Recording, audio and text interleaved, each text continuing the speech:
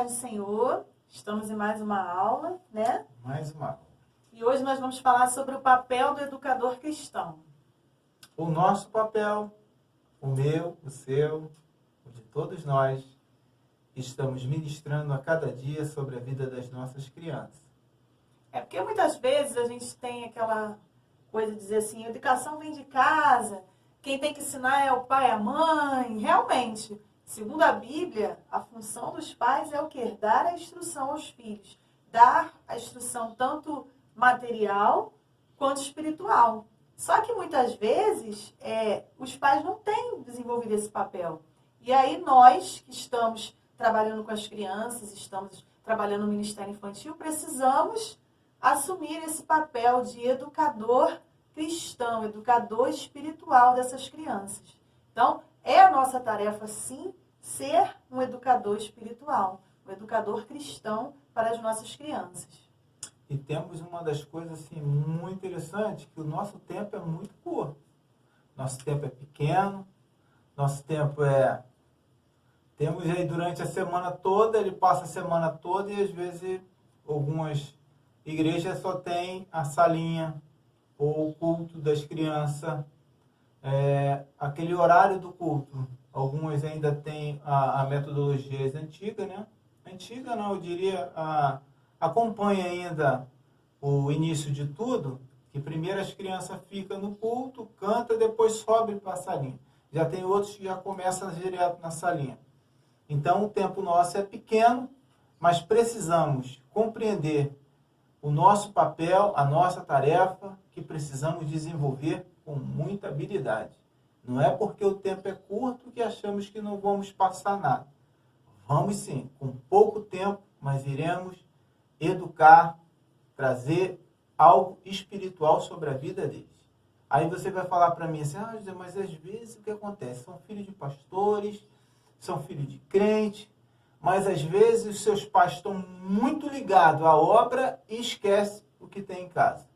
Então precisamos entender que o nosso trabalho não é vão. Nosso trabalho não é especificamente para uma classe. O nosso trabalho é desenvolver sobre a vida daquelas crianças. É trazer a ministração da palavra de Deus, conhecimentos bíblicos, para que ele possa trilhar o caminho do Senhor e não se desviar dele. Mas se caso ele vir a se desviar, ele já teve conhecimento. Ele vai, mas vai voltar. Porque ele teve um mentor. E quando você tem um mentor, quando você está no pior momento da sua vida, você lembra que você recebeu algo de alguém. Então, por isso, devemos ser gratos ao Senhor, porque estamos sendo mentor para a vida deles. Estamos com a responsabilidade de ministrar sobre a vida deles. E precisamos entender que temos responsabilidade sobre a vida deles. E quando entendemos isso, percebemos que temos algo extraordinário na nossa vida. Precisamos entender que temos uma responsabilidade imensa. Então você não acha que você não é ninguém não, tá? Não está sendo notado, não está sendo visto por A, por B. Você está sendo vigiado 24 horas por aquele que te designou. Então, querido, se prepare. A responsabilidade é sua. A responsabilidade é minha. A responsabilidade é nossa. Então é muito fácil querermos sempre jogar para A, para B. A responsabilidade é nossa. Então vamos abraçar isso e vamos entender que precisamos ministrar algo com muita propriedade. Não estamos ministrando festinha ou uma historinha de chapeuzinho vermelho. Estão ministrando algo extraordinário que vai fazer mudança de vida. Irá trazer crescimento espiritual sobre a vida desse indivíduo, sobre a vida dessa criança. E temos que entender que somos responsáveis por tudo que ministramos. Agora você segura aí que você vai entender o que eu estou te falando. Você está achando que você está lidando com infância e está lidando com criança? A sua responsabilidade é muito maior. A nossa responsabilidade é muito maior. E tem muitas pessoas que não entendem. Acham que igreja, começa com os adultos, mas a igreja começa com as crianças. E aí hoje nós vamos falar um pouquinho mais sobre a diferença entre o professor e o educador. Porque muitas vezes a gente acha assim, é todo mundo professor. Não, existe uma diferença daquele que é o professor e aquele que é o educador. Porque, na verdade, se a gente parar para pensar, o educador é aquele que tem o papel o quê? De construir o conhecimento junto com o seu aluno. Né? O professor é muito ligado à questão da profissão. Professor é aquela profissão. Meu trabalho é ensinar conteúdos, passar conteúdos. Mas quando a gente fala do educador, não. É aquele que transmite o conteúdo, mas que ele quer ver a mudança de vida. Porque qual é a maior prova de que aquilo que você está passando está sendo absorvido, a criança está aprendendo? É quando ele apresenta mudança de vida. Né? Quando você conta uma história para ele, dá uma lição, você fala, por exemplo, sobre pecado. O que é pecado? Pecado é desobedecer o papai e a mamãe, e aquela criança é uma criança muito difícil, e daqui a pouco passa um tempo, a mãe vem falar com você, olha, o fulaninho, o Pedrinho, a Maria, tá mudado, tá lá em casa, tá mais obediente, então você vai ver o quê? Que você tá provocando uma mudança de vida naquela criança. E aí você tá deixando de ser um professor e tá passando a ser um educador. É aquele que está construindo com o seu aluno. Você não está simplesmente passando conteúdo e deixa que vai. Não. Você está preocupado com o quanto está afetando o seu aluno, aquele trabalho que você está fazendo, aquele conteúdo que você está passando para ele. Então, a gente tem essa diferença entre professor e educador. E a gente vai falar um pouquinho sobre isso hoje. Né? Legal. Muito bem. Já entendeu que você não é professor, né? Você pode até ser professor secular. Você pode ser até professor. Mas você, além de tudo, você é e sempre será educador cristão. Educador cristão trazendo transformação de vida. E acompanhando as transformações de vida, porque você foi o primeiro a ser transformado. E agora você está mostrando para outras pessoas, ou para suas crianças, ou para os seus líderes, ou para os seus liderados, que estão dizendo, né? Pessoas que você está com você, que trabalham com você, no seu ministério, está contigo, e você sabe honrar, você sabe e fazer com que ele possa entender que ele se tornou um educador cristão. Há uma grande diferença. Professor e educador cristão. Tia Silvia, hoje, ela exerce as duas profissões, ou exerce uma profissão. Como professora, hoje ela já não é mais professora, hoje ela é diretora. Então ela exerce um papel além, um pouquinho mais à frente, porque ela passa a exercer uma função sobre os professores. Então ela tem que passar algo para que eles possam ministrar durante as aulas, durante o mês, essa coisa toda. Já você não, você tem com você pessoas que vai trabalhar no ministério e precisa ser liderada por você. Aí você vai falar, e eu nesse momento eu sou o quê? Professor ou sou um educador cristão? Você continua sendo educador cristão, ministrando sobre a vida deles para que eles possam trazer transformação de vida sobre a vida das nossas crianças. Então, querida, hoje iremos entender e compreender que professor é uma coisa, educador cristão é outra coisa. E quando a gente fala do professor, falando um pouquinho do professor, o professor geralmente, ele já tem em mente tudo aquilo que ele vai trabalhar, né? Então já está tudo meio que decorado. Se você parar para pensar, é assim, uma pessoa vai dar uma aula e ao longo dos anos ele vai dando aquela aula, então ele já não precisa mais estudar. Já está na mente, ele chega lá, transfere aquele conhecimento e está tudo certo. Já quando você quer fazer alguma coisa que você vai afetar o aluno, você vai demandar tempo, você vai estudar, vai procurar conhecimentos, você vai querer fazer alguma coisa que seja impactante. Né? Então, o educador, ele procura isso, ele não quer simplesmente transmitir o conhecimento, ele quer alguma coisa que toque o aluno. E aí a gente, às vezes, para e pensa que muita gente acha que a criança vem de casa sem saber nada. Né? Há muito tempo se falava isso, que a criança era uma folha de papel em branco, que a gente podia escrever o que a gente quisesse. Quando, na verdade, não é assim. Todo ser humano, quando ele nasce, ele está dentro de uma família, ele já nasce dentro de uma família, independente de como é essa família. E ali ele já vai tendo experiências, conhecimentos, e quando ele chega para você lá na sua classe, ele não está vindo cru. Ele tem experiências, suas experiências de vida, mesmo sendo pequeno, ele tem suas vivências e a gente precisa observar essas crianças e entender, porque às vezes você fala assim, aquele ali tem um comportamento agressivo, mas por que ele tem aquele comportamento agressivo?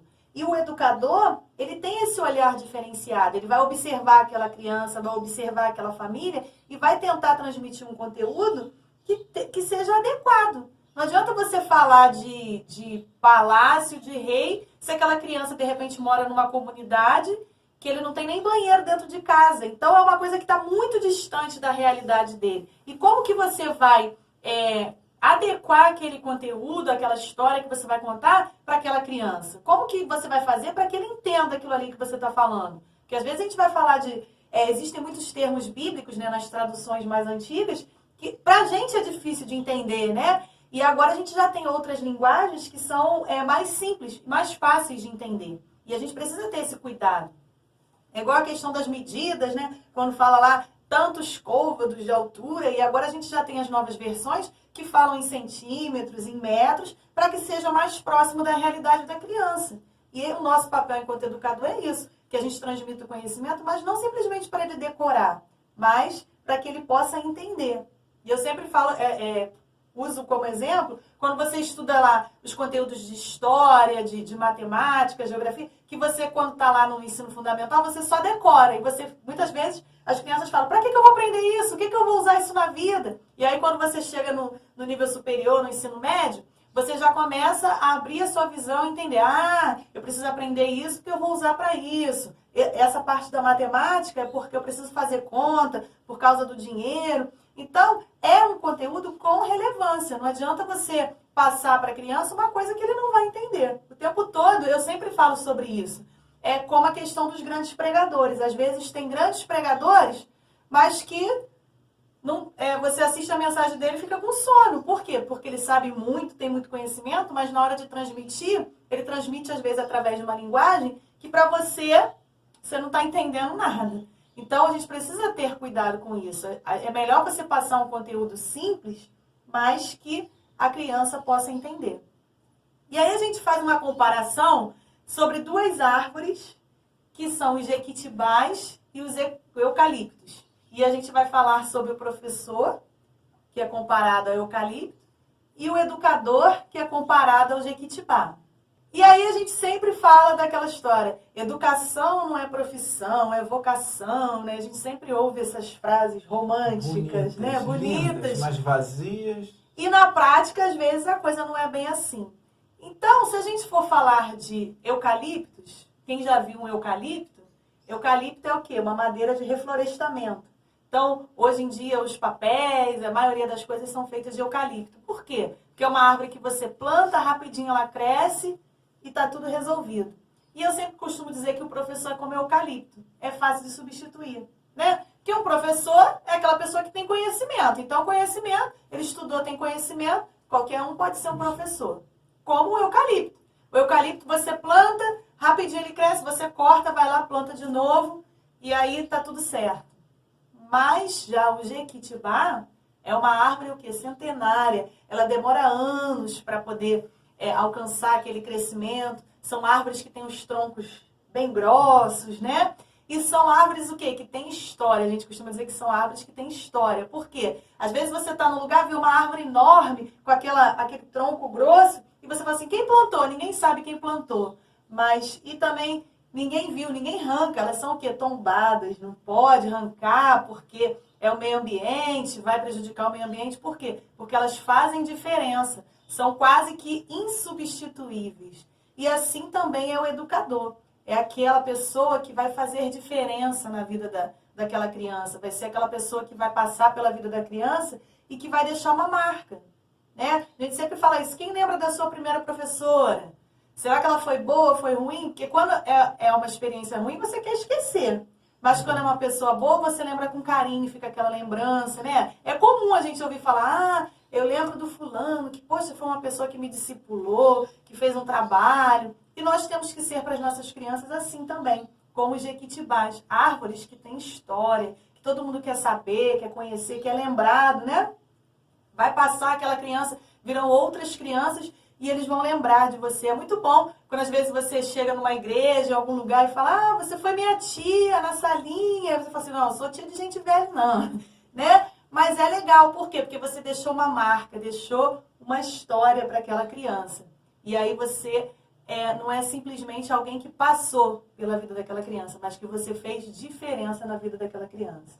É verdade. E a grande diferença do eucalipto para o jequitibá é que o eucalipto ele é plantado, e se você plantar um eucalipto só, ele cresce vários ramos, para um lado, para o outro. E quando você coloca vários eucaliptos, que é utilizado no reflorestamento ou na parte para contenção de ventos, de grandes, fortes ventos, ou para utilização de poste, né? Se planta um eucalipto um do lado do outro, onde eles vão crescendo numa rapidez muito grande, e chega a hora da poda, eles estão retinhos, porque eles não sofreram nenhum dano lateral, eles cresceram juntos. E aí dá para nos entender da seguinte forma, são professores formados, criou-se, recebeu uma informação, foi adquirindo, foi crescendo, crescendo, crescendo, crescendo, mas vai chegar a hora de ser podado. E não trouxe nenhuma diferença. Já o jequitibá não, o jequitibá ele já começa a criar ramos. Então, quanto mais ele cresce, mais ele entende que ele precisa colocar mais raízes para baixo de que crescer exteriormente. E ele começa a desenvolver a raiz porque o jequitibá ele começa a se espalhar.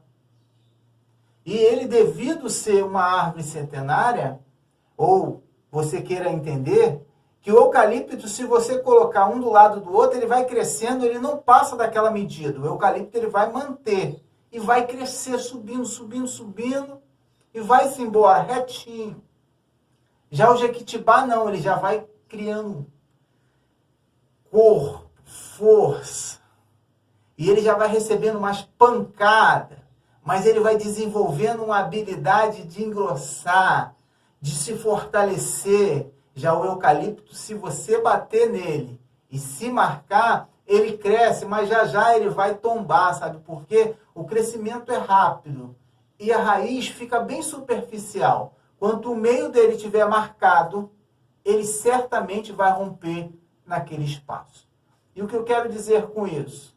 Tem professores que são formados, mas na sua base, se houver algumas marcações que trazem dificuldade na sua vida, eles não conseguem trazer robustez ao seu crescimento, ao desenvolver uma área que às vezes pode demorar a crescer, mas continua crescendo devagar, mas criando uma questão de força.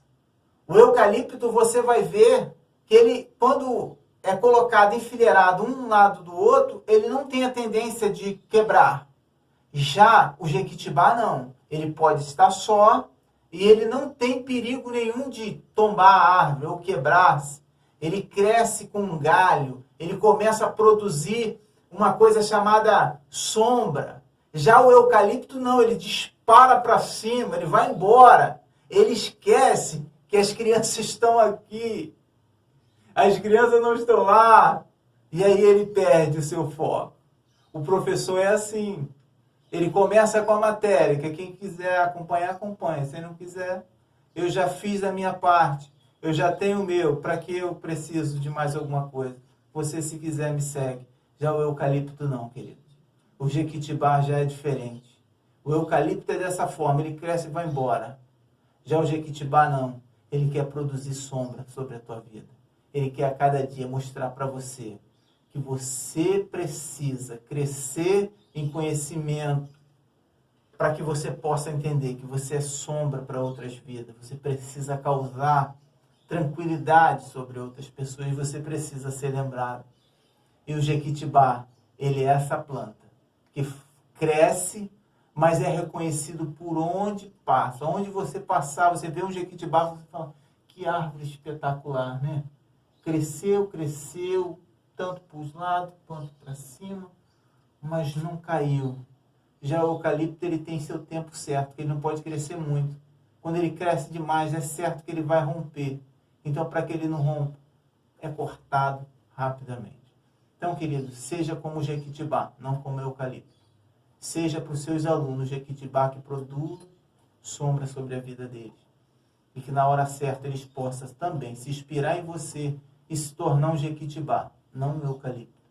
Crescendo simplesmente olhando só para si mesmo. Passa a olhar para todos. Passa a ser Jequitibá, não eucalipto.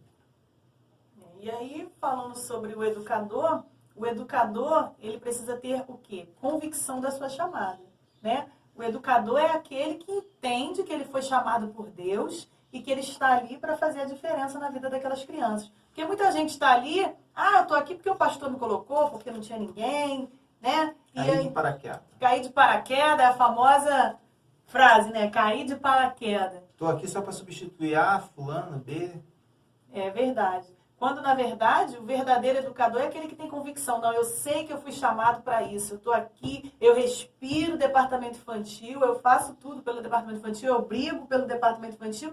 Esse é um verdadeiro educador. Porque ele está ali consciente da sua chamada. Ele sabe que Deus chamou ele para aquilo ali e que ele vai ficar ali independente das dificuldades. Já o professor não é aquele que vem, eu vim para dar minha aula, tem dificuldade, não tem material, não tem cadeira para sentar, eu vou embora, porque eu não estou aqui para isso. Né? Ou então fala assim, não ganho para isso, estou aqui por amor, mas eu acho que esse amor tá pequenininho, né?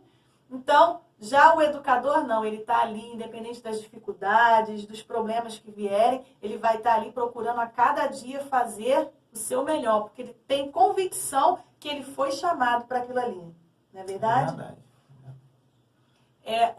Outra característica também do educador é que ele é dedicado ao ministério do ensino.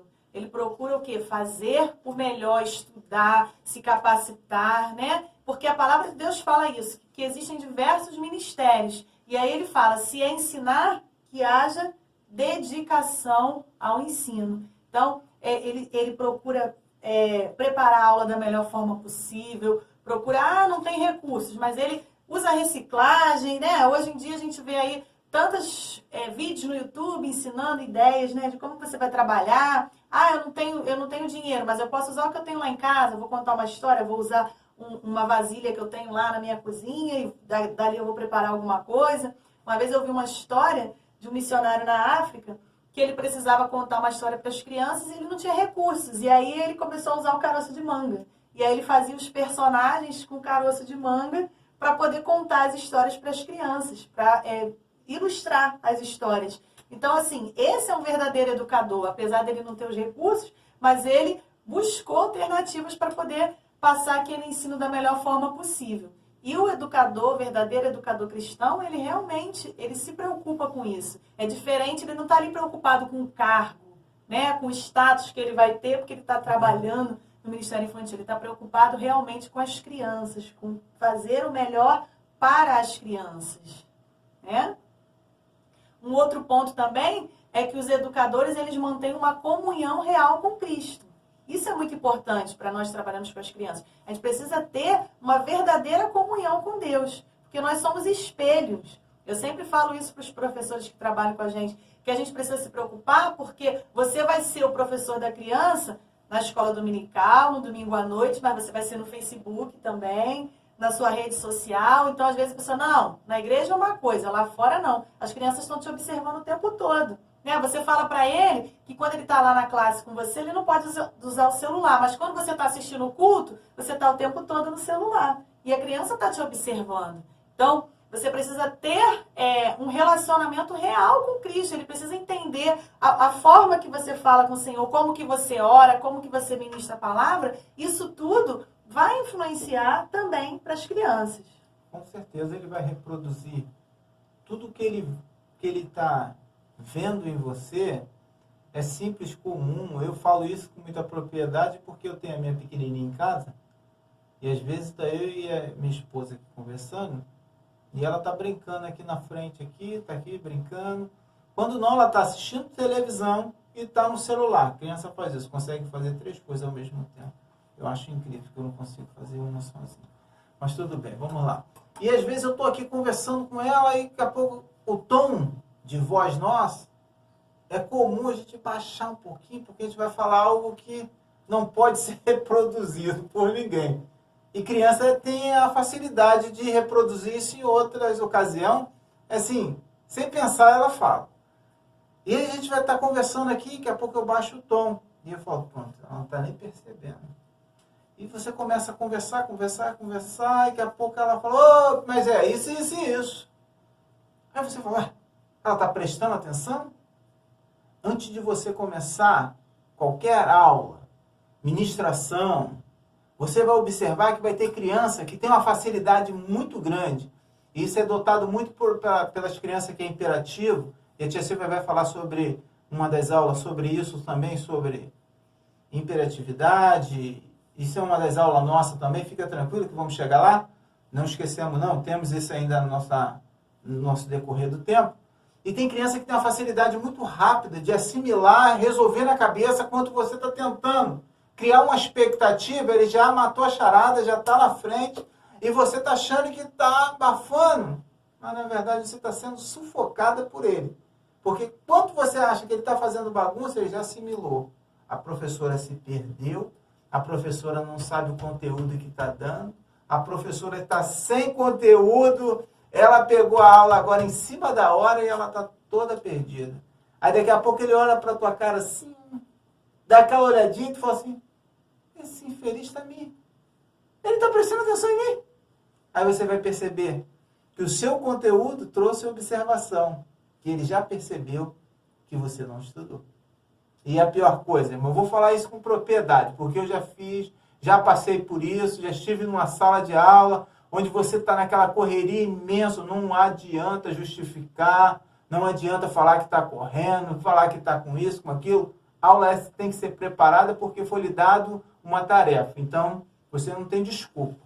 Eu vou falar logo que eu não tenho desculpa, porque eu não tinha desculpa mesmo. Sabe aquele momento que você começa a ministrar a aula e daqui a pouco você para assim? E você olha para o teto. E você observa que nem o grilo está fazendo mais barulho. Todo mundo está em silêncio. Eles estão prestando atenção. E o que aconteceu? Perdemos a oportunidade de ministrar uma boa aula. Perdemos a oportunidade. E achamos, por ele estar fazendo bagunça, eles não estão assimilando. Na grande verdade, querido, eles vão reproduzir tudinho. Se você pedir para reproduzir o que você fez na sala de aula, você vai se decepcionar. Até com a sua aula. Sabe por quê? Você achou que ele não prestou atenção, mas ele está prestando atenção em você. Você é e sempre será a pessoa que ele vai copiar. Então, cuidado. Cuidado, que tem muita criança copiando o que não deveria copiar. Porque ele está entendendo que você é a pessoa que está trazendo informação sobre a vida dele. E ele está recebendo com muita tranquilidade. Até fazendo bagunça, mas está recebendo. E às vezes você está achando assim, poxa, mas eu estou fazendo a minha parte aqui como um educador cristão. Só que eu estou vendo que não está vendo resultado. Querido, fica tranquilo que o crescimento quem dá é o Senhor. Ministra as aulas e fique em paz. Ele vai trazer mudança na vida das crianças. E pode ficar tranquilo, que ele vai levar toda a informação que você está entregando ali, naquela tarde, naquela noite, naquele culto, naquela aula, ele vai levar e vai reproduzir direitinho. Outra função do educador cristão é seguir o exemplo de Jesus, né? Jesus, quando ele esteve aqui, ele pegou discípulos que tinham diversos defeitos e habilidades diferentes e ele aproveitou o que cada um tinha de bom. E o tempo todo ele estava ali junto, estimulando para que eles pudessem estar junto com ele, aprendendo através do exemplo dele. E Jesus usava uma linguagem simples, ele usava parábolas, né, que eram as histórias, e fazia perguntas, e utilizava coisas da natureza. Por quê? Porque ele se preocupava que tivesse um entendimento daquilo que ele estava passando, daquela mensagem que ele estava passando. E nós, enquanto educadores, também precisamos nos preocupar com o entendimento e aproveitar o que as crianças têm de melhor. De repente, aquela criança é agitada, mas ele tem uma aptidão para tocar um instrumento, aquele outro já é mais falante, então de repente você pode botar ele para te ajudar, para fazer alguma parte daquele planejamento ali. Ó, hoje você vai fazer a leitura bíblica, o outro você vai cantar, então você vai estimular o que cada criança tem de melhor. Porque você vai dizer, ah, não, mas não tem nada, ninguém tem nada de bom. Claro, todo mundo sempre vai ter um potencial para alguma coisa, e cabe a você explorar aquele potencial daquela criança da melhor forma possível e para que ele tenha interesse no trabalho que você está fazendo. Porque às vezes você está fazendo um trabalho, mas ele não está tendo interesse. Por quê? Porque você não está explorando o potencial que aquela criança tem. Então, nós precisamos seguir o exemplo de Cristo, que ele utilizou o que cada discípulo, cada pessoa ali tinha de melhor para poder ter o crescimento do reino de Deus.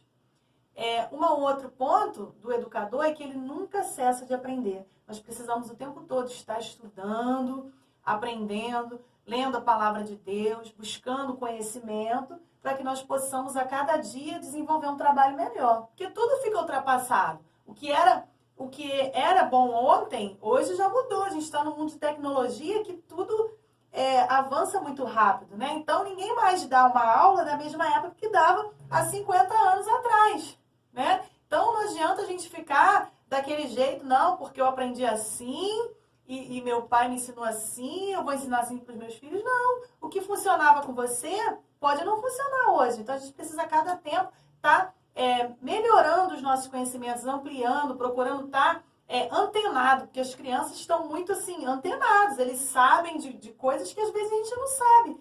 Como que você vai estar ali debatendo com eles, discutindo, se você não sabe o que tem aí de novidade? Você quer cantar aquele hino que cantava antigamente, naquele tom extremamente alto, né? Quando, na verdade, hoje a coisa está diferente. Antigamente não podia usar bateria, hoje pode. Então, você tem que estar a cada dia ampliando seus conhecimentos, estudando, para que você possa melhorar o seu trabalho. Claro que, mas então agora pode tudo? Não, não é isso. A gente vai estar sempre pautado na palavra de Deus, mas de uma forma que a gente possa estar atendendo também os interesses das crianças. Não adianta você querer também, todo mundo sentado, vamos cantar o hino tal, no tom, não sei o que, você não está no tom, não. Você vai estar adequando o conteúdo para aquela criança que está ali com você. Um outro ponto também é a questão da liderança positiva.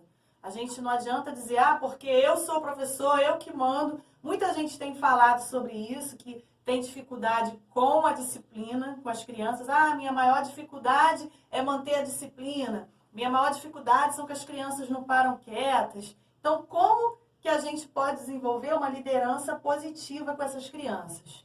E aí a gente tem alguns passos, né? O primeiro, é sempre o que a gente sempre fala em todas as aulas. A gente precisa ter o respeito pelo nosso pastor. E precisamos ensinar isso para as nossas crianças. Porque quando a gente respeita os nossos líderes, a gente está ensinando que eles também devem nos respeitar enquanto líderes. Porque muitas vezes tem pessoas que não têm. O pastor dá uma determinação, aí você chega, gente, criança, não vai ter essa brincadeira não, porque o pastor não quer. O pastor não quer que faça isso. O que você está fazendo? Você está ensinando ele a desrespeitar o líder. Como que eles vão te respeitar se você não respeita os seus líderes? E aí, isso é o primeiro ponto. O outro ponto é o quê? Dar assistência à igreja, aos cultos, estar lá. Se você só vai no dia que é a sua escala, você só vai à igreja no dia que você está escalado para dar aula para as crianças. Como é que você vai dizer para eles que eles têm que comparecer? Tia, mas você só vem quando é no dia que você dá aula, no outro dia você não vem. Então você tem que estar presente nas atividades da sua igreja, nos cultos, para que as crianças possam ver que você também participa. Não adianta você cobrar da mãe que ela não traz o filho se você também não vai. Então você precisa estar presente. Eles precisam te ver, te conhecer, saber que você está ali participando de tudo. Não é verdade? É verdade. Participando também na parte financeira, né? Porque muitas vezes esse é o grande nó do Ministério Infantil. 99% das pessoas culpam o fracasso do Ministério Infantil por falta de recursos. A gente também já falou um pouquinho sobre isso. Vamos ter uma parte específica sobre administrar recursos. Só que muitas vezes os líderes também não têm o coração aberto para investir. Se nem você quer investir no seu ministério, você acha que alguém vai investir, né? A gente encontra muitos pastores que muitas vezes reclamam sobre isso, que tem cursos, tem palestras, mas que as pessoas não querem ir. Eles querem que a igreja pague tudo. Às vezes a igreja paga até a sua inscrição, mas você quer que pague o transporte, pague a alimentação e quer ir de ar-condicionado. Então, você precisa investir, você precisa destinar recursos para investir no seu ministério. Porque se tudo você for esperar alguém abençoar, você não vai progredir, não vai sair do lugar. É verdade. E assim, a gente precisa ter esse conhecimento, que quanto mais você abre o seu coração para o ministério, mais você vai ter o retorno. Deus vai abençoar a sua vida. Você precisa acreditar. Que como é que a gente vai falar para o outro? Não, você tem que contribuir, tem que abençoar, se você também não acredita que Deus vai abençoar. Então, o líder, ele precisa dar esse exemplo também na parte financeira. Não é verdade? Precisa também não ser levado, porque a gente já falei isso na aula passada, sobre os ventos de doutrinas. O que é isso? Tá em moda na igreja do outro bairro, as crianças ficarem pulando o tempo todo. Então aqui a gente vai pular também. Agora não, agora a moda é todo mundo se vestir de amarelo. Não, a gente precisa ter cuidado com isso. Você precisa respeitar qual é o trabalho da sua igreja, como que funciona, e você precisa fazer o seu trabalho da melhor forma. Não é porque lá na igreja A ou na igreja B eles fazem e dá certo que na sua vai dar. Cada igreja tem um trabalho. Quando a gente vê lá, quando o apóstolo Paulo escreve as diversas igrejas, cada igreja tinha uma característica específica. E em momento nenhum ele diz assim, não, a igreja de Éfeso tem que ser igual à igreja de Coríntios. Não. Tanto é que ele começa as cartas exaltando as características de cada igreja. Então você precisa ver o que é de bom que você tem e trabalhar aquilo ali. Não é ficar procurando na internet o que está na moda, o que o fulano faz. Não é isso. Cada um, Deus vai trabalhar de um jeito. Como cada um tem um ministério, também é assim com o trabalho de criança. Não é porque na minha igreja eu faço de um jeito que você tem que fazer igual. Não. Você tem que buscar orientação divina e não se deixar levar pelas novidades que vão surgindo, que muitas vezes nem sempre tem fundamentos bíblicos. A mesma coisa acontece com o tema, né? A gente precisa tomar cuidado com o tema que a gente vai colocar no nossa festividade. Porque às vezes a gente que está acostumado a ir pregar em diversas igrejas, às vezes vem uns temas que você diz, Senhor, o que eu vou fazer com esse tema? Aonde essa pessoa achou isso? Porque são coisas assim que se você parar para pensar, são até heresias muitas vezes. E aí você tem que fazer todo um trabalho para você poder não chatear aquela pessoa, mas também não vai, né, entrar naquilo ali que é luta. Então a gente precisa ter cuidado. Aonde que eu vou conseguir o tema? É no Google? Não. É lá no grupo do Facebook? Não. O tema que eu vou trabalhar está na palavra de Deus. E é o que eu falo. A palavra de Deus tem, assim, 66 livros, inúmeras histórias. E será possível que lá não tem um tema para a sua festividade, para o seu departamento? Então a gente precisa tomar cuidado com isso aí. Um outro ponto também é ser eticamente correto. Quem faz seminário de teologia, existe uma matéria que fala sobre isso. Ética cristã. E a gente sempre trabalhou isso com nossos liderados, nossas congregações. A gente sempre falou sobre isso. Que o líder, ele precisa ter ética. O professor, o educador cristão, precisa ter ética. Na hora que você vai chamar alguém para conversar, seja uma criança, seja um pai, você precisa ter esse cuidado. Como que você vai abordar? Né? Eu sempre falo sobre isso. A gente brincava muito sobre isso, que falava, ó, as irmãs vão falar comigo, os irmãos vão falar com o tio Josias. Por quê? A gente precisa vigiar. O inimigo, muitas vezes, vai procurar brechas para poder atrapalhar o seu ministério. Então, a gente precisa ter esse cuidado. Porque Por isso que a gente sempre estimula que casais trabalhem com o departamento infantil. Não trabalhe só a mulher ou só o marido, mas que seja o casal. Justamente para a gente ter uma vigilância maior nessa questão de ética. Porque como que você vai aconselhar, por exemplo, um pai que vai chegar para você e vai dizer, porque minha esposa saiu de casa. E aí você, mulher, está aconselhando aquele pai. E aí a coisa pode virar de uma outra forma. A mesma coisa é uma mãe que às vezes vem querer contar uma intimidade da filha e vai contar para o irmão. Então a gente precisa ter esse cuidado, precisa vigiar também nessa área. Então, também é uma característica do verdadeiro educador cristão que ele tenha que ele observe essa ética, né? O que é correto, o que está certo, o que está errado. Porque muitas vezes as pessoas se aproveitam também, vêm, e aí você tem que ter essa sabedoria de saber, não, irmão, isso aí não é um assunto que você vai tratar comigo, não. Você vai lá, vai conversar com o pastor, para a gente poder ter cuidado com isso aí. Senão, às vezes, pode destruir o seu ministério por causa de uma besteira, né? Então, a gente precisa ter esse cuidado. E quando a tia Silvia fala de ética, eu tive um professor que eu falo que tem uma grande admiração, o senhor já recolheu ele, e uma das coisas que ele falava sempre, ele falava, Josias, nunca se deve, se todo mundo entendesse isso, nunca se estende uma mão para uma mulher. Se ela estender a mão, você estende a sua, mas nunca você toma a iniciativa. Porque por a gente conviver com pessoas, eu falo conviver com pessoas porque nossas igrejas recebem todo tipo de pessoa. Irmão, se tem uma coisa que a nossa igreja nunca vai receber, é pessoas santas. Sempre tem problema. Então, de repente, você vai estender a mão para uma senhora, e quando a tia Silvia falou que os meninos falavam com os meninos e as meninas falavam com as meninas, para não haver o quê? Dificuldade nessa área. Aí você fala, mas eu tenho habilidade de falar com todo mundo, eu abraço todo mundo. Cuidado, querido. Cuidado que sempre tem um aproveitador que vem contando uma historinha de João sem braço, mas na grande verdade ele quer destruir o teu ministério. E isso acontece muito dentro da igreja, na igreja em geral. Vou falar na igreja em geral. Não vou nem tratar só no departamento infantil. Isso acontece dentro das nossas igrejas. Principalmente quando está dando fruto. Não se iluda com o fruto que está dando e pelos elogios que estão lhe dando. Nem sempre os elogios que são lhe dados são verdadeiros. Sempre tem algo por trás. Cuidado. Então, normalmente o sujeito chega, aquele sujeito muito... chega meio... Quando não, irmão, vou lhe falar, ser sincero para vocês. Vou falar para as meninas primeiro e depois vou falar para os meninos. Porque eu sei que no grupo temos meninos, na nossa sala de aula tem meninos e meninas.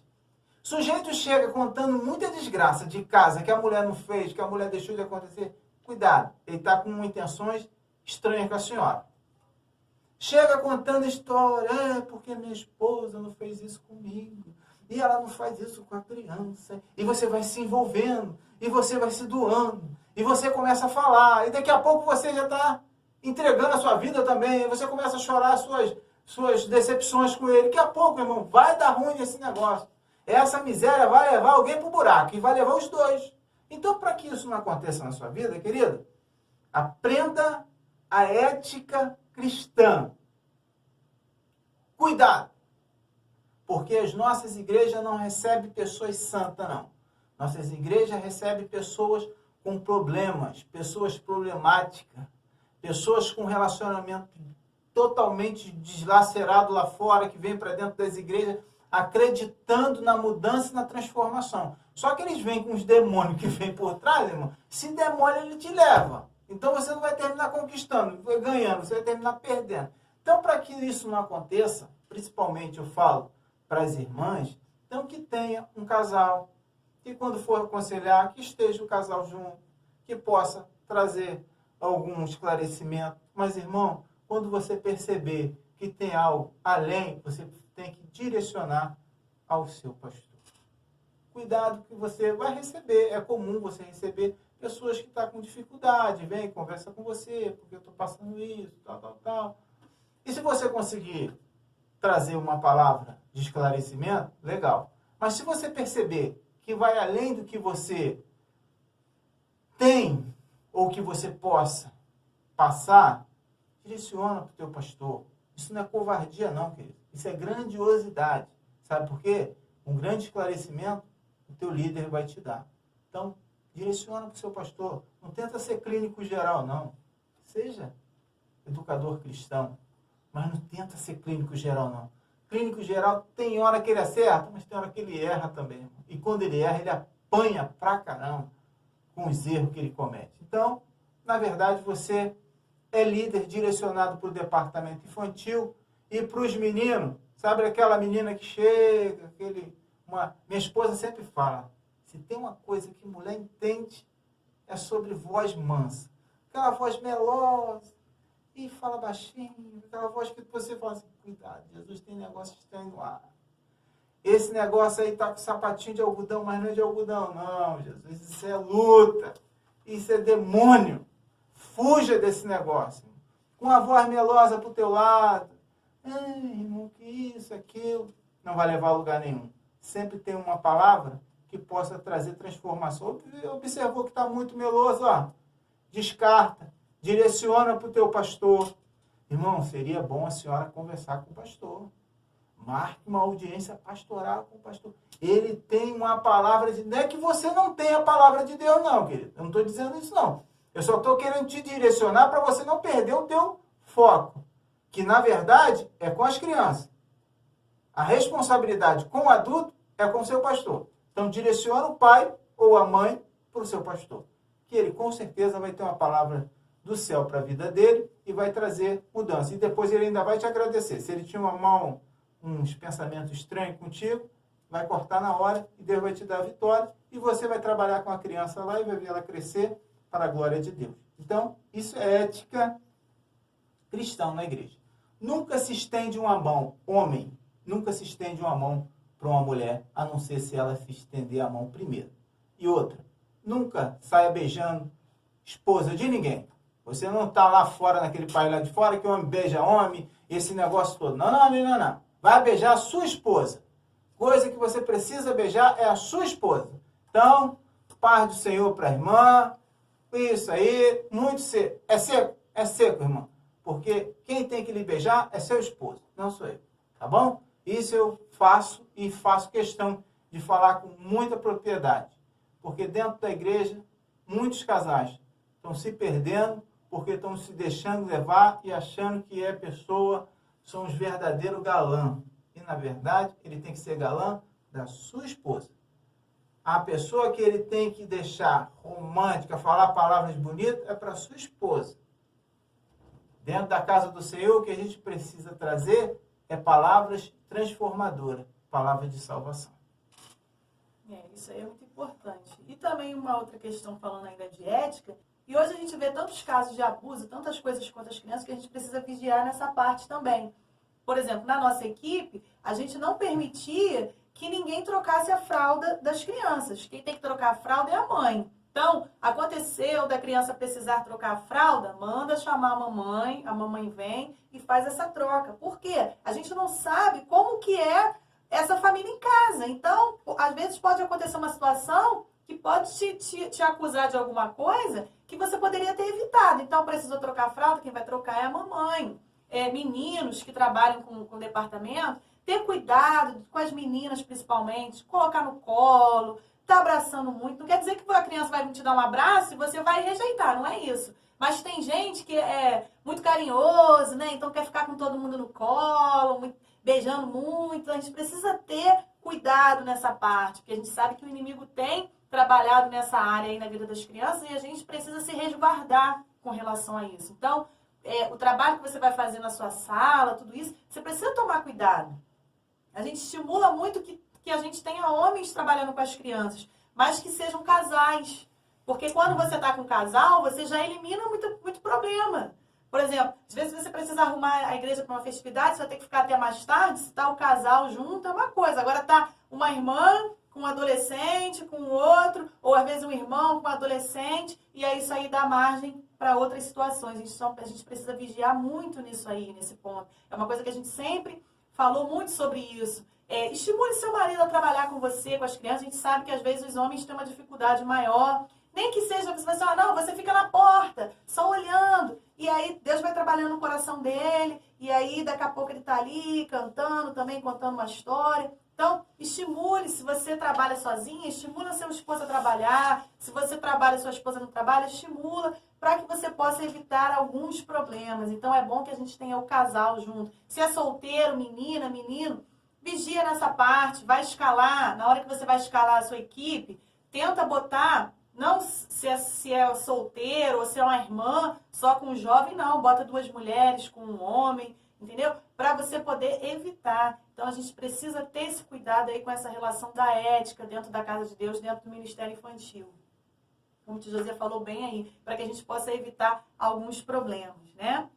A gente também precisa sempre viver o que a gente ensina. Porque é muito fácil falar e não fazer.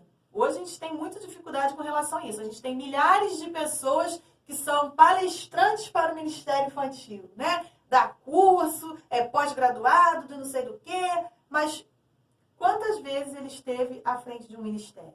Quantas vezes ele entrou numa sala e deu aula? Né? Então, a gente precisa viver o que a gente ensina. Tudo que a gente está passando aqui para vocês é o que a gente viveu. Não é nada diferente do que a gente já fez. Tudo que a gente está passando aqui para vocês, quando a gente fala lá de como organizar, como escolher o professor, tudo isso é o que a gente viveu, é o que a gente fez, não o que a gente leu ou o que a gente ouviu alguém falar. É importante a gente fazer cursos, capacitações? É sim, mas é importante a gente ter a nossa própria experiência, formar o nosso ministério pautado na nossa experiência com Deus. Não adianta você falar do que o outro viveu. Você precisa falar do que você vive, do que você faz. E as crianças observam muito isso. Não adianta você dizer para ele que não pode ficar conversando no culto, se no dia que você está assistindo o culto, você fica o tempo todo conversando com a pessoa que está do seu lado. Porque na hora que você falar isso dentro da sala, não pode conversar que a tia está dando lição. Mas tia, mas naquele dia você estava lá conversando, ainda fala com quem foi. Então, a gente precisa ter cuidado com a nossa vivência. O que a gente ensina precisa ser uma realidade na nossa vida. Um outro ponto é ter um lar cristão exemplar. A gente sabe que muitas vezes, na nossa casa, pode acontecer de ter um filho que não é crente, um esposo que não é crente, mas a questão não é ele ser ou não, é como você administra isso, né? Como que é a sua casa? Porque tem gente que na igreja é uma ovelha, mas em casa... É um bode bravo, irmão. Dando chifrada, patada para todo lado.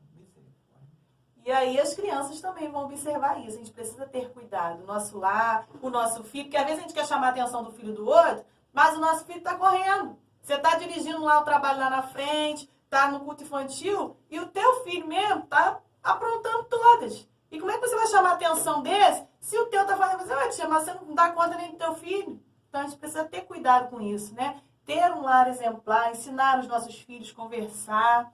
Os nossos filhos sempre... Antes de sair de casa, né, aquela conversa básica, aquelas recomendações. Ó, você vai, mas vai chegar lá, você vai ficar sentado, você vai fazer isso, isso, isso. Porque a gente vê muitas vezes isso, vai? E os próprios filhos dos líderes não dão exemplo nenhum. E como é que a gente vai cobrar do outro? Se na nossa casa a gente não faz. Então, o nosso ministério, a gente sempre fala isso, o nosso ministério começa com a nossa família.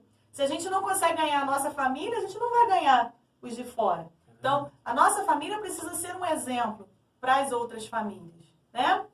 E por esse motivo, eu sempre digo que quando você é chamado para um ministério, a sua família está dentro do ministério. E às vezes você tem que tirar algumas coisas que ele traz conforto dentro da família para servir de exemplo para outras pessoas. E às vezes o teu filho chega para você e fala, pai, hoje eu tenho que viver dentro de uma redoma de vida, eu não posso errar em nenhum momento. Porque o Senhor, para mim, é um exemplo. E se eu fizer algo que lhe traga algum transtorno, eu me torno a pessoa que mais destruiu o seu ministério. E na grande verdade não é essa, querido. Você dá exemplo para o teu filho para que ele possa seguir, mas ele possa entender também. Se ele errar, ele vai ter alguém que possa lhe apacentar. Não é que você vai viver dentro de uma redoma de 24 horas. Não é que teus filhos não vão errar. Eles podem até errar, mas você vai corrigir. Você vai conseguir chamar a atenção dele no momento adequado. Você não vai expor ele ao ridículo, de hipótese nenhuma, para trazer informação ou trazer a outras pessoas.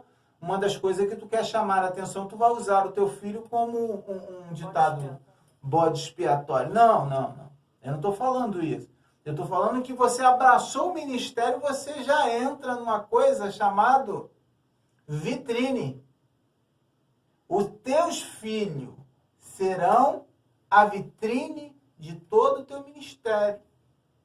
Aí você fala assim, mas Josias, mas meu pai não é crente, querido. A tua vida é a vitrine. Teu pai é o reflexo. A vitrine vai refletir e você vai refletir e trazer mudança de vida para aquele que ainda não aceitou Jesus, é com a sua vida.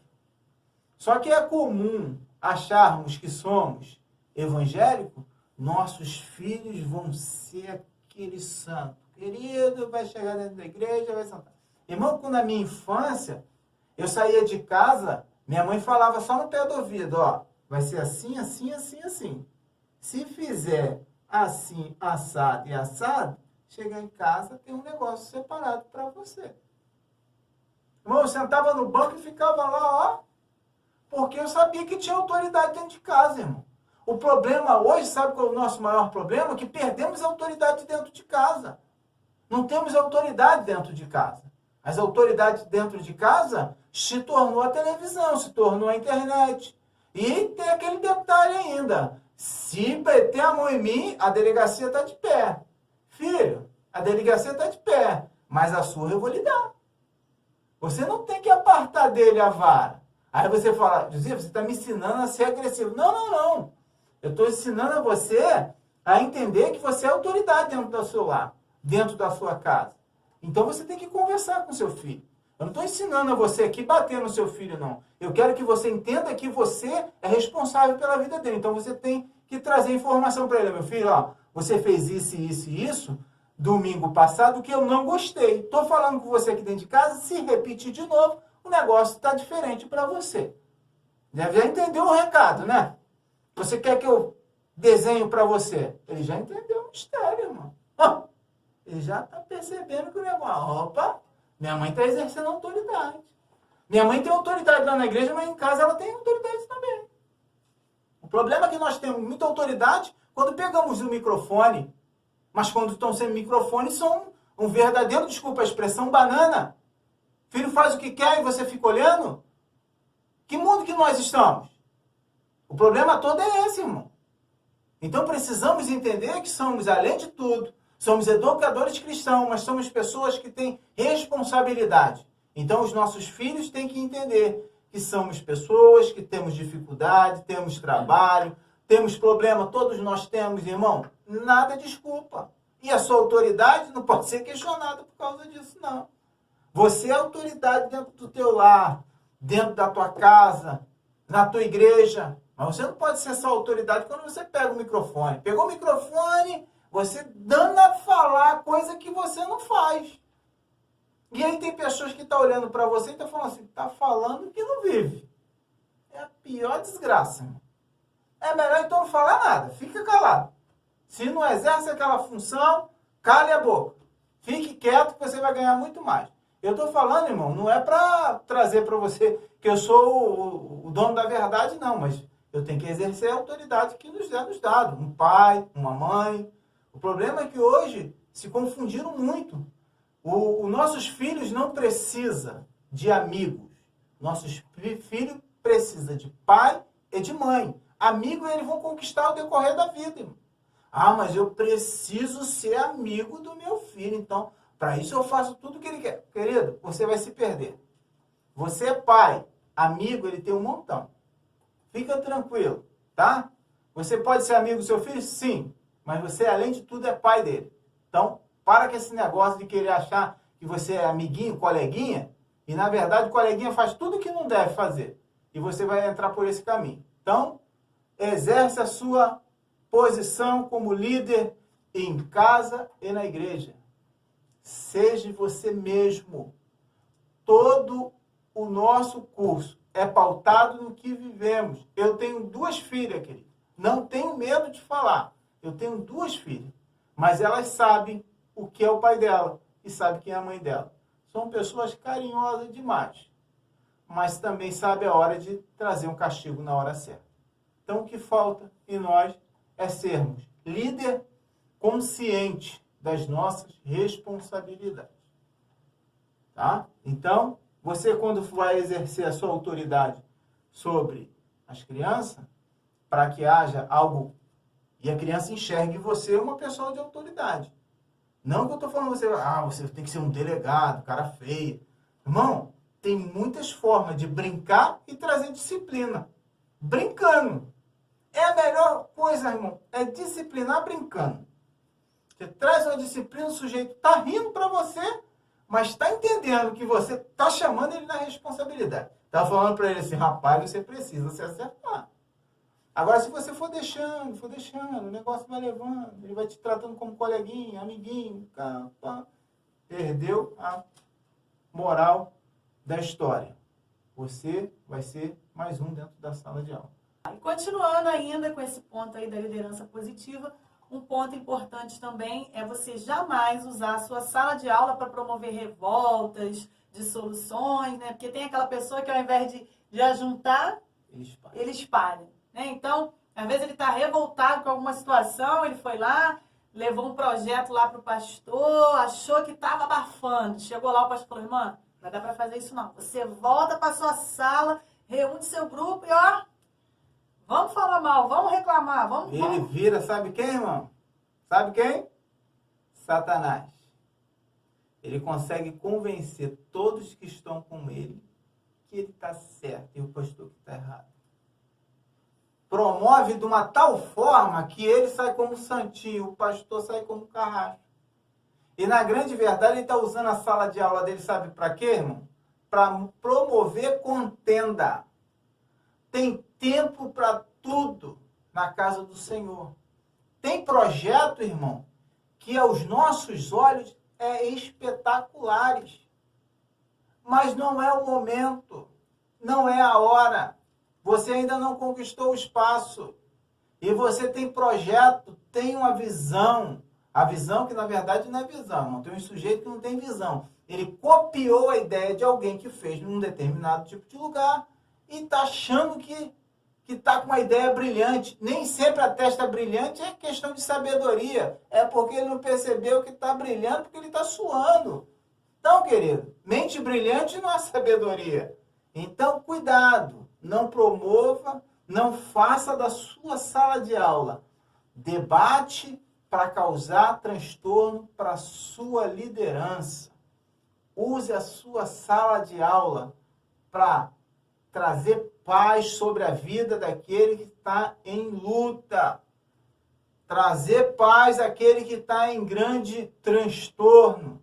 Irmão, inúmeras vezes recebemos situações que estávamos como líder na frente do departamento, levamos uma situação, o presidente falou, não, isso ainda não é no momento, vamos fazer assim, assado, e o pessoal, não, vamos fazer devagarzinho, escondidinho, irmão. Escondido, sabe o que é isso? Pecado. Se você receber uma ordem para não fazer e faz, você está em pecado. Isso é pecado.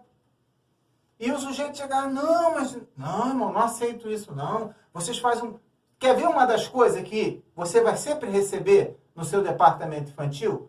Pessoas como Judas, que sempre tem uma palavra, aquela palavra que vai te elogiar, vai te encher teu ego. Já viu aquele que enche teu ego? Que aí você erra porque você está muito cheio? Aprenda a ter um alfinete. Quando ele começar a encher, tu já faz o furo, deixa vazar. E ele chega e fala, não, irmão, o trabalho que você faz é lindo. Ele não deixou. Ah, não. Ele está sem visão. Tem alguma coisa errada com o nosso pastor. Ó, cuidado. Para. Dá aquele stop. Esse sujeito não veio para te ajudar. E ele vai falar assim, irmão, vou te dar uma crítica. Posso fazer uma crítica? Posso fazer uma crítica sobre isso aí? Dê nem a oportunidade dele fazer a crítica. Ele vai fazer a crítica, primeiro, para alguém fazer a crítica, primeiro ele tem que vivenciar a situação. Se ele chegar para você e falar assim, irmão, eu fiz isso e isso, era do líder tal, legal. Esse pode dar opinião. Ou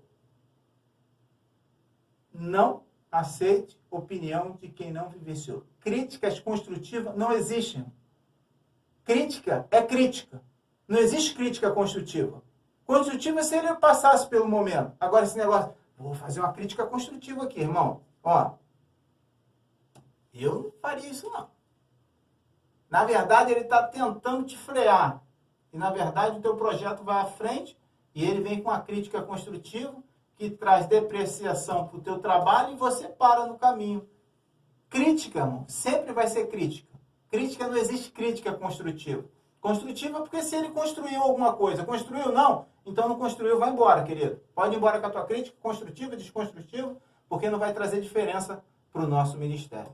O que traz diferença para o teu ministério, sabe o que vai ser?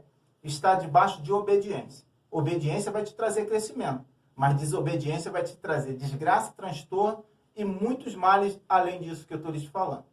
Então, cuidado, não faça da sua sala de aula ou do seu ministério, do seu espaço que você conquistou, para ser aquela pessoa. Não, eu sou aquele que apoia sempre.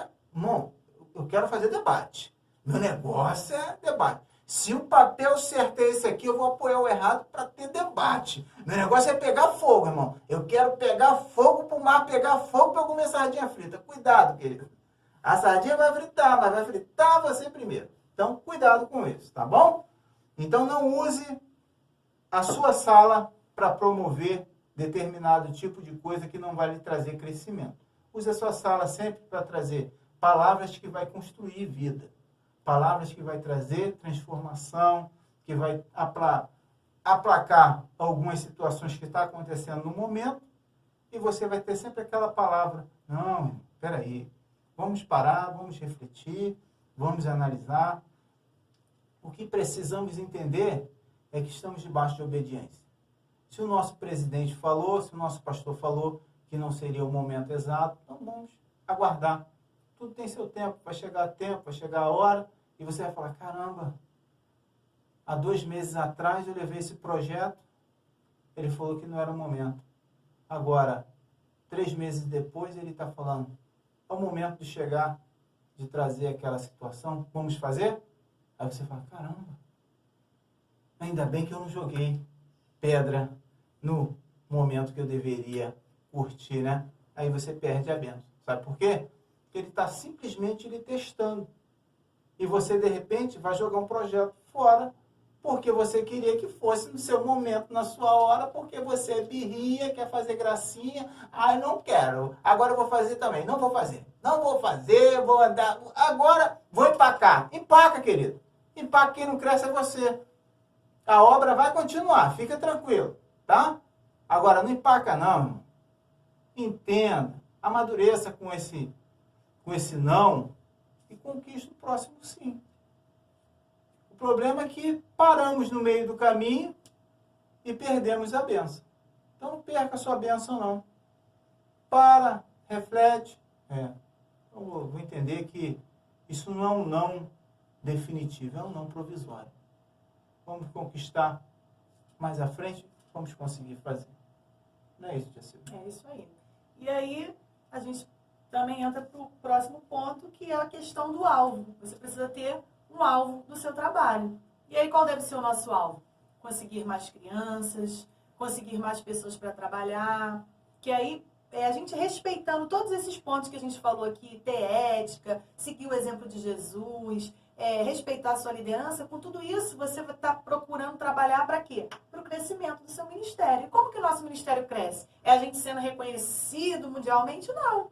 É a gente vendo o nosso grupo crescer, tendo mais crianças, os pais vindo, se interessando, querendo que os filhos participem. É outras pessoas virem, quererem participar, quererem ajudar. Porque quando você faz um bom trabalho, todo mundo quer participar, não é verdade? Então você precisa ter isso como alvo. Seu alvo é o quê? O crescimento do ministério. O que é o crescimento? Ter mais crianças e ter mais pessoas trabalhando. Porque às vezes alguém colocou até nos trabalhos aí que a gente foi lendo aí, que a gente pediu para colocar pontos positivos, pontos negativos, teve uma pessoa que colocou que o ponto negativo é que tinha pouca criança. Mas o outro já colocou que o ponto positivo é que tinha pouca. Então, depende do seu ponto de vista. De repente, para você ter muita criança é ruim, mas para o outro é bom. Então, se contenta aí com o que você tem, vai fazendo o seu trabalho e quem vai dar o crescimento é Deus. Mas tenha o alvo de crescimento. Porque se você tem 10 e só quer ficar com 10, aí você está igual aquele servo dos talentos. o que ganhou 10 produziu mais. E o outro, mas eu só ganhei 1, então eu não vou produzir? Não, só vou guardar? Não. Nós temos que ter o foco de crescimento do nosso ministério a cada dia, tendo mais crianças e mais pessoas preparadas para trabalhar. Porque não adianta você ter uma multidão para te ajudar, mas que não tem preparo nenhum e que só vai te dar aborrecimento. Tenha 2, tenha 3, tenha 4, mas que estejam todos trabalhando em unidade, focados no objetivo comum, que é o quê? A salvação, o crescimento e o preparo para o serviço das nossas crianças. Não é verdade? É verdade. E aí, além disso tudo aí que a gente falou, o professor precisa o quê? Ter um tempo de oração, de estudo bíblico, ser perseverante e estar o tempo todo intercedendo pelas suas crianças. Né? Ele precisa ter convicção da sua chamada, ter convicção do trabalho que está fazendo, porque tem muita gente por aí perdido, né? Trabalhando com criança, mas está perdido. Eu falo que tem muito recreador infantil por aí. Né? Às vezes a gente vê aí, muita gente aí na internet, não sei aonde, fazendo isso, fazendo aquilo, se vestindo disso, daquilo, mas se você for olhar a fundo, o conteúdo não tem nenhum, né? Então a gente precisa ter esse cuidado, ter isso na nossa cabeça. O que a gente está desenvolvendo? Qual é o trabalho? Aonde eu quero chegar com esse trabalho? E aí, esse aí é o papel do verdadeiro educador cristão. É tudo isso. É um assunto extenso? É sim, a gente poderia ficar aqui 10 aulas falando sobre isso. Mas o nosso objetivo é o quê? Trazer uma pequena reflexão, para que você comece a pensar, como que eu estou trabalhando? Como que eu estou fazendo? Será que eu estou sendo mais o professor, que é aquele que só está transmitindo o conhecimento, ou estou sendo educador, aquele que está junto, que está no caminho, junto, dia a dia ali, trabalhando, plantando, regando e esperando um crescimento saudável, né? A gente está plantando eucalipto ou jequitibá, né? Porque o eucalipto é aquele que do mesmo jeito que ele cresce, ele é cortado. O jequitibá não, é aquele que faz história, que é o que o tio Josias sempre fala, né? Que eu não estou aqui de passagem, eu estou aqui não para viver de momento, mas para fazer história. Então, que história que você está deixando, que legado você está deixando para essas crianças que estão passando aí por você? Está simplesmente passando ou você está deixando uma história, está deixando um exemplo para que no futuro ele possa querer ser, assim como você, um professor de criança? Ou então ele vai dizer assim, Deus me livre, não quero nunca mais ouvir falar de ministério infantil. Então, a gente precisa ter esse cuidado, né? Ter esse foco. E saber que ministério infantil necessita de dedicação integral. Não dá para dizer assim, eu só vou no domingo, eu não tenho tempo. Não, você precisa ter dedicação integral. Não quer dizer que você vai deixar de trabalhar, você vai largar sua família. Não é isso. Mas você precisa ter um tempo de qualidade, né? O tempo que você está ali é um tempo bem empregado. Você teve preparação, você se dedicou e fez da melhor forma possível. Porque aí Deus vai abençoar, porque Ele vai ver a sua sinceridade e vai ver que você está procurando fazer o melhor que você pode. E aí, naquele melhor ali, Deus vai trabalhar. Não adianta você vir com coisas lindas, maravilhosas, recursos assim, tecnológicos, extraordinários, mas se o seu coração não está ali. Então, quando a gente fala que é dedicação integral, é você ter o seu coração e a sua mente voltado para aquela obra. Você não está lá simplesmente porque você está, porque não tem ninguém, porque o pastor botou, eu fiquei sem graça de dizer não. Você está ali porque você quer, porque você se sente bem e você percebe que você está fazendo a vontade de Deus ali naquele lugar. Que você está sentindo a presença de Deus ao estar ali fazendo aquele trabalho. E aí você vai ser um autêntico educador cristão e não simplesmente um mero professor que chega lá, faz o seu trabalho, passa a sua lição e vai embora. Então, que você possa ser um verdadeiro educador cristão, que você possa ensinar no caminho, não ensinar o caminho, porque quando você ensina o caminho, você aponta e fala, vai por ali. Mas quando você ensina no caminho, você dá a mão e fala, eu vou junto com você, nós vamos caminhar juntos. Verdade. Isso é importantíssimo, né? Uma coisa é você ensinar o caminho e outra coisa é você ensinar no caminho. Ensinar o caminho, como a tia Silvia já falou, né? Aponta a distância, ou aponta aqui, passa aqui, Só pegar ali e vai. Mas se você se perder, problema seu. Não tem nada a ver com a tua vida. Já o educador cristão, não. Eu estou preocupado com a tua vida. Eu quero passar os momentos bons e ruins contigo. Eu quero estar ao teu lado pro que der e vier. Sabe o que é isso? Um educador cristão. Ele está preocupado com o indivíduo. Ele não está só preocupado até ele chegar em casa. Não, ele está preocupado dele chegar em casa em segurança. Então, quando você ensina no caminho, a preocupação é estar no caminho com ele, falando assim, ó, ainda que você caia, eu estou aqui do seu lado para te ajudar. E o Senhor Jesus está fazendo isso com você. Ou você está sozinho nessa caminhada. Ou você se sente só, ao ponto de dizer, eu sou, eu. Não, querido. Você está no caminho, ensinando no caminho, não ensinando o caminho. Você está no caminho com ele. Então, seja esse líder, seja esse educador, querido, que esteja junto com ele, dizendo para ele, a vida é assim, mas se houver um tropeço, não desista. Levante, sacode a poeira, vamos caminhar mais um pouquinho. Está doendo? Fique tranquilo. O Senhor vai trazer paz para a tua vida. Vai passar. Esse momento é passageiro. Isso não é permanente. Fica tranquilo. Deus está no caminho. Deus está contigo. Porque é muito comum, querido. Quando você começa no departamento, você está cheio de gás. Pensa num sujeito cheio de gás. É aquela bola que foi encheram ela. E ela tá, ó, mas vai passando o tempo, ela vai murchando.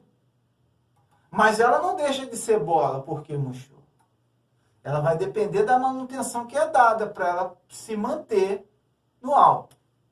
E você é essa pessoa que vai fazer essa manutenção para que ele chegue em casa em segurança. E qual é a casa? É o lar celestial. Então, fique em paz, querido. Deus abençoe vocês. Até uma próxima aula. Não se esqueça, Deus está no caminho com você. Você não está sozinho. Tá bom? Um beijo no coração.